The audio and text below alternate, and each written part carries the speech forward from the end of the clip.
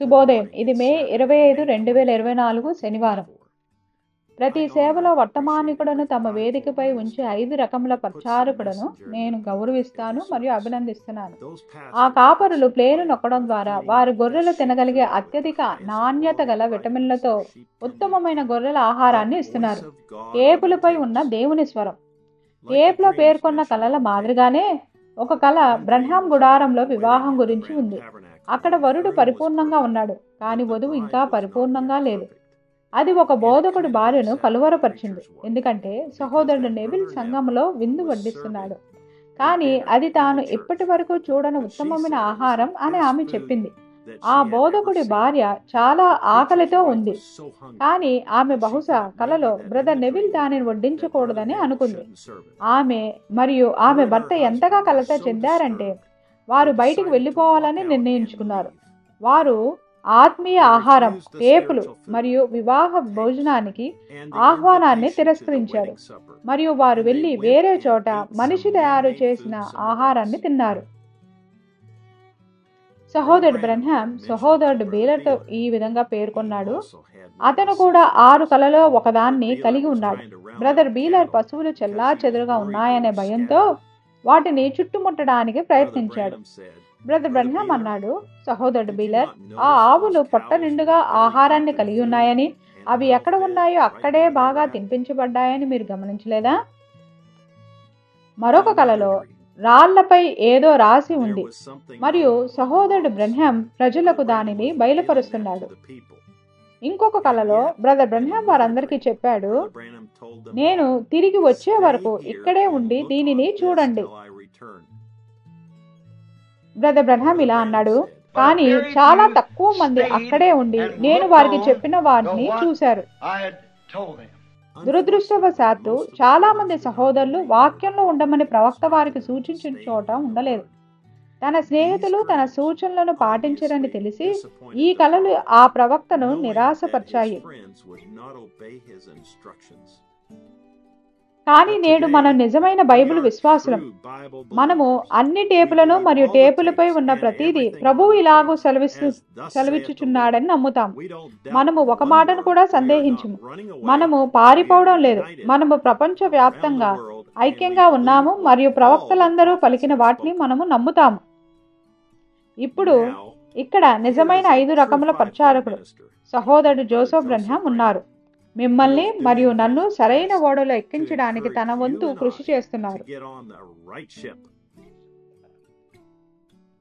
ప్రియమైన నినెవె ప్రయాణస్తులారా, తండ్రి, నీ శరీరము ఎక్కడున్నదో అక్కడ నీ పక్షిరాజులు కూడుకొనుచున్నవి. నీ యొక్క దైవికమైన మన్నాతో నీవు మమ్మల్ని పోషిస్తున్నావు. మాకు నిజముగా అవసరమైన దానిని మా అంతరాత్మలకు దయచేయము. తండ్రి, మేము నీ కొరకు దప్పికొనుచున్నాము. మేము నీ చేతులలో ఉన్నాము. మేము నీ సన్నిధిలో ఉన్నాము. నీ స్వరము వినుట ద్వారా పరిపక్వము చెందుచున్నాము. వధువై ఉన్న వారు తమ నిర్ణయమును తీసుకుని మరియు తేల్చుకోవలసి ఉన్నారు. అది సరియా కాదా అని గ్రహించవలసి ఉన్నారు. వధువు చేయవలసిన అత్యంత ప్రాముఖ్యమైన పని అదేనా కాదా? నీ యొక్క నిర్ధారించబడిన స్వరమును వినడం అనేది నీ వధువు చేయవలసిన ప్రాముఖ్యమైన విషయమా కాదా? అది సరైనదైతే మనము దానిని చేద్దాం.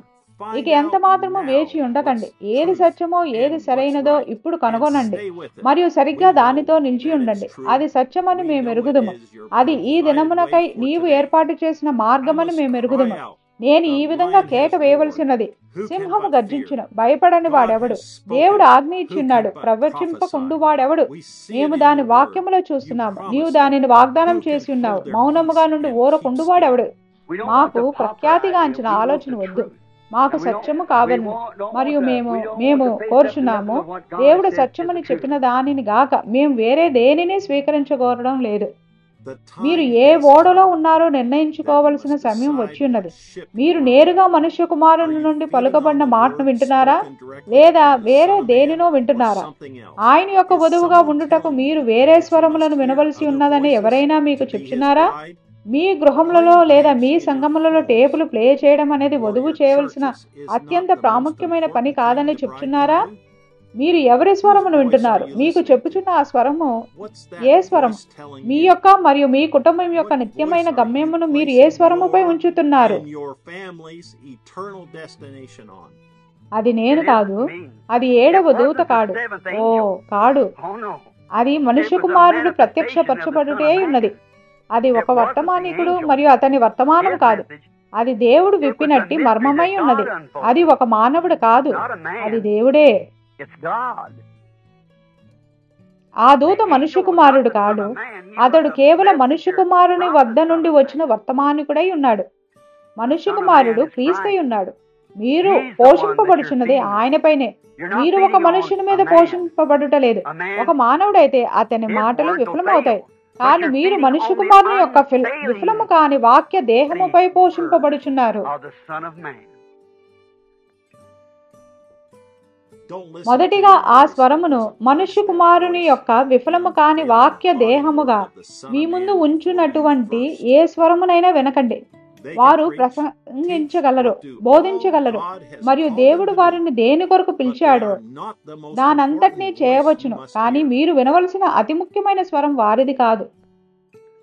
వారు దాన్ని నమ్మినట్లయితే మీరు కూడుకున్నప్పుడు వారు ఆ స్వరమును ప్లే చేసి మరియు ఇట్లు చెప్తారు, టేపులలో ఉన్న ఈ స్వరమే వినవలసిన అతి ముఖ్యమైన స్వరము. అదే మరియు అది మాత్రమే యెహోవా ఇలాగో సెలవిచ్చుచున్నాడే అయి ఉన్నది. మీరు ఏ స్వరముతో ప్రేమలో ఉన్నారు? ఎందుకని ఆయన స్వరము రికార్డు చేయబడి మరియు భద్రపరచబడటాన్ని మనం కలిగి ఉన్నాము. మన దినమునకైన వాక్యమును మాట్లాడుటకు దేవుడు ఎవరి స్వరమును ఎన్నుకున్నాడు? ఆ దిగువకు వెళ్ళి మరియు ఆ వర్తమానమును చెప్పుటకు ఆయన నియమించిన వాడైన ఆయన యొక్క ఏర్పాటు చేయబడిన ప్రవక్త ద్వారా ఇప్పుడు ఆయన వేరొక ప్రవక్తను పంపించవచ్చును అన్నట్లు అగుపించినది. కానీ ఆయన యోనాను నియమించాడు, మరియు ఏలియా అయినా సరే దానిని చేసి ఉండలేడు. ఇర్మియా దానిని చేసి ఉండలేడు. మోషే దానిని చేసి ఉండలేడు. నినెవకు వెళ్ళవలసినది యోనాయే. అది అంతే. ఆయన అతనికి ఆజ్ఞ ఇచ్చి మరియు వెళ్ళమని చెప్పాడు, మరియు యోనా అక్కడికి వెళ్ళుము, నినెవకు వెళ్ళుము అని ఆయన చెప్పినప్పుడు యోనా తప్ప దానిని చేయగలిగే వారు ఎవ్వరూ లేరు.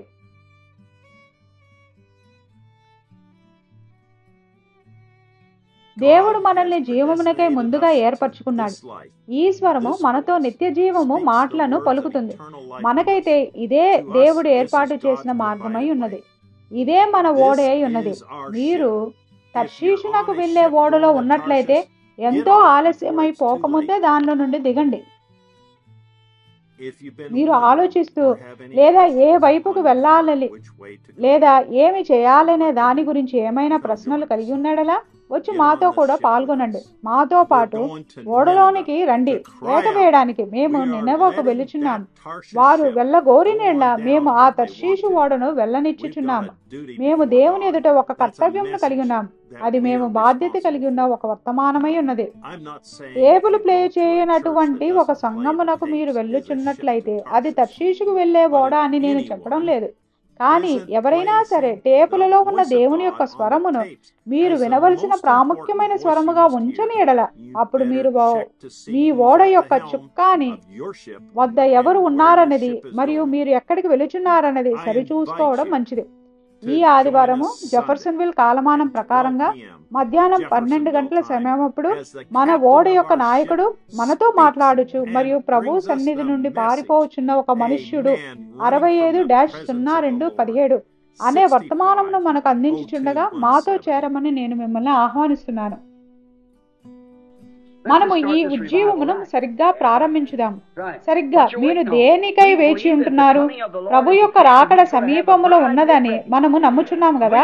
మరియు ఆయన ఒక వధువును కలిగి ఉండబోచున్నాడు మరియు ఆమె సిద్ధముగా ఉన్నది. మరియు ఏ తర్షీషునకైనా వెళ్ళుచున్నట్టు ఏ ఓడలు మనకు వద్దు. మనము నినెవకు వెళ్ళుచున్నాము. మనము మహిమలోనికి వెళుచున్నాము. ఆమెన్. అది నిజము. దేవుడు ఎక్కడైతే ఆశీర్వదించబోచున్నాడో మనం అక్కడికి వెళుచున్నాం మరియు మనం దానినే చేయగోరుచున్నాం. సహోదరుడు జోసెఫ్ బ్రెన్హామ్. లేఖనమును చదవలసినవి: యోనా 1వ అధ్యాయము 1-3 వచనములు, మలాకి 4వ అధ్యాయము, పరిశుద్ధ యోహాను 14వ అధ్యాయము 12వ వచనం, లూకా 17వ అధ్యాయం 30వ వచనం. దీనితో పక్షరాజులు కూడుకొంచున్నవి లేఖ ముగిసినది. బ్రెన్హామ్ టాబర్నికల్ నందు ఆదివారపు వర్తమానమును మరిన్ని భాషలో వినడానికి www.brenhamtabernacle.org మరియు www.svfellowship.infను చూడండి. దేవుడు మిమ్మల్ని దీవించునుగాక మరియు షలోం.